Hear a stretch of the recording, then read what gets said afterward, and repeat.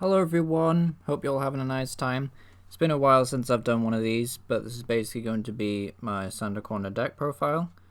Sandaconda is an underrated rogue deck. So, some context, Sandaconda is a new Pokemon coming out in the Battle Style set, which is coming out next week. And Sandaconda has an attack called Big Sand Cannon that says discard the top 6 cards of your deck. If there's any fighting energy in there, then it does 60 damage for each fighting energy. So the whole point of this deck is that you are trying to basically hit for massive damage and trying not to discard too many valuable resources. Thankfully, everything in the deck has a place and a purpose, so that you won't find any random filler in this deck. Everything is designed to either help set up Sandacondas or make sure we have enough energy in the deck to try and do massive damage. So going into the inspiration from the deck, it's based off the old Gyarados from Team Up, which had a very similar tag, and the original list came from Talonite X, who may sound familiar because he has his own YouTube channel and he comments a lot on other videos. So I'll definitely recommend go checking out his channel or his Twitter page, and that's basically where the original inspiration for this deck came from. So the basic concept is you're trying to use Sand Cannon to hit a top number of 360, and it's not unfeasible, funnily enough. I know it sounds unfeasible, but it's not. The damage output is random, but you can improve the probability of hitting energy by thinning out trainers and Pokemon with cards like Rosa. So as soon as a Sandaconda gets knocked out, you can use Rosa to find a Pokemon and a trainer, which will definitely help you out. The deck is not perfect, but in the late game it's easy to hit anything between 240 and 360. Of course, the deck has a very low probability that you will hit very high numbers in the early game, but you're typically not going to do more than 120, 180, 240, for example. I would say if you want to hit 360, that's going to be very much in the late game. So moving on to the damage, 1 energy is 60, 2 is 120, 3 is 180, 4 is 240, 5 is 300, 6 is 360. So 3 energy is definitely the kind of benchmark because it's 2-hit KOs for days. 4 energy is 240, which knocks out Zacian and most evolving Pokemon V. 5 energy is 300, which gets all the tag teams. And 6 energy, 1-hit KOs everything in the game. So even if you hit, for example, 4 energy, you can follow it up with 3 energy. So that's quite nice. So even if you don't get a 1-hit KO, more often than not, then it'll take very little for you to basically get a finish them off kind of move. So even if your opponent knocks out 2 Sandacondas consecutively, you can take 3 prizes from it, so it's a fair trade. And that's kind of the damage output for Sandaconda. So moving into the Pokemon, we have 3 Gossifleur. These will help you set up your Silicobras. The Silicobra here is from Sword and Shield base set, or I think that could be Rebel Clash, but no, it's Sword and Shield base set. And this Silicobra has the Sand attack that lets you flip a coin. If heads, then, well, they have to flip a coin, and if they get tails, then they can attack you. It's not as good as protecting Silicobra himself, but it is okay, and it's better than nothing. For Sandaconda, obviously, because he's our main attacker, and that's it for Pokemon. Yeah, virtually no Pokemon in this deck. So moving on to the trainers and energy, we play 23 energy, which is necessary in order to try and pull off this strategy. We play 4 level ball, mainly there to find Silicobras. 2 energy recycler, so we can have as much energy in the deck as possible.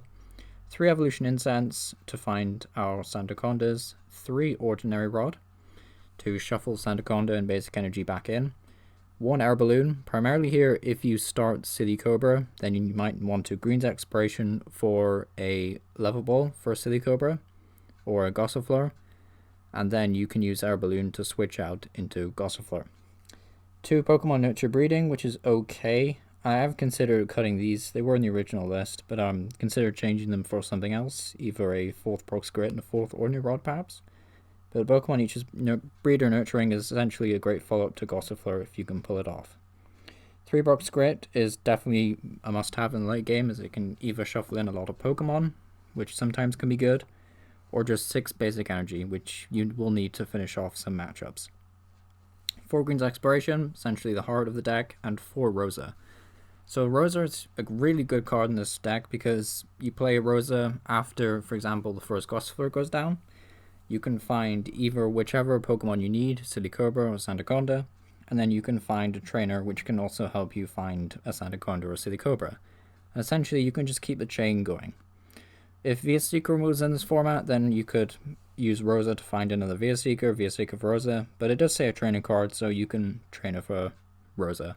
So for example, if you don't have more than one Rosa in hand, you can Rosa for Sandaconda and Rosa. So pretty good card, great combo. Here we're going on to some tech options. We have Great Ball, another card that I think is really strong, but sadly I just wasn't a fan of Great Ball. However, if you run about 4 Great Ball, I recommend playing Ball Guy because you will get a lot of value out of Ball Guy. Great Catcher is a nice one-off if you have room for it because greens can essentially find it whenever you need it, and you can also get it with Rosa to set up gust plays.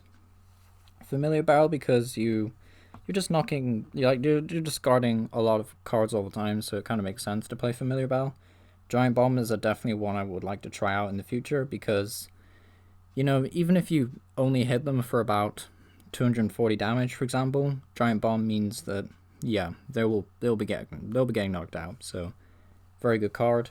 Opal, definitely a more of a meme card, but if you're feeling lucky, it can definitely help you out and definitely find all the pieces. Ball Guy, I mentioned before, is definitely good with Great Ball. Pokemon Communication, not a fan of Communication in this deck really, but it is kind of there as a nice option if you feel you would rather have Sparrowgossifleur in hand and shove them back in for Sandacondas.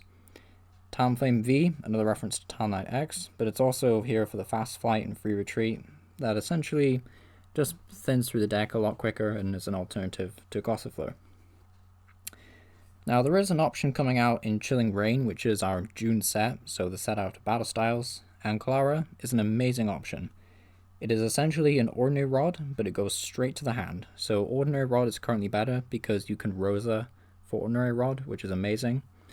But Clara is really good because you can essentially pick up a Silly Cobra and a Sandaconda, and 2 basic energies from a discard pile. Fantastic supporter card, and definitely worth trying out when it's released, but as you can probably tell, I'm not really testing Clara right now because it's not coming out till June, which is a very long time away as we're recording this video. So yeah, that's Sandaconda. I hope you've enjoyed today's video. Let me know what you think in the comment section, and I'll see you next time. Thank you for watching.